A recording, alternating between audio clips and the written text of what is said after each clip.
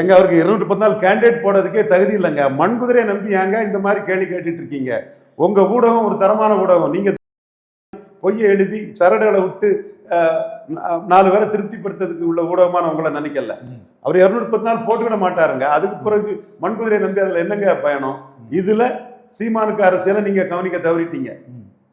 Sasikala, Dinakaran, OPS இவங்களெல்லாம் வீழ்த்தினால எடப்பாடி தேவர்கிட்ட ஜாதி அரசியல் பண்ண வர்றாரு.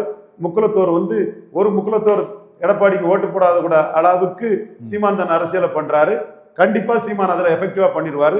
ஒரு முக்குலத்தோர் சட்டமன்ற கட்சி தலைவராக இருந்து எல்லாரும் காலில் உள்ளக்கூடிய உயரத்துல இருந்த சசிகலாவுக்காக பேசுறாரு. ஏற்கனவே சிறைச்சாலையில் கொல்ல சதினாரு. இன்னொன்னு முதலமைச்சராக இருந்து ஸ்டாலினுக்கு இணையான வாக்கு சதவீதத்தை மக்கள் கொடுப்பாங்கன்னு பெரிய உயரத்துல இருந்த ஓபிஎஸ்காக பேசுறாரு. இன்னொன்னு முதலமைச்சரை கமாண்ட் பண்ணி கட்சி அலுவலகத்துக்குள்ள எடப்பாடியை யார் ஒதுக்குவாங்க நீ கமாண்ட் பண்ண ஒரு உயரிய இடத்துல இருந்த முக்குலத்தோர் டிடிவிக்காக பேசுறாரு. 3 பவர்ஃபுல் முக்குலத்தோர்.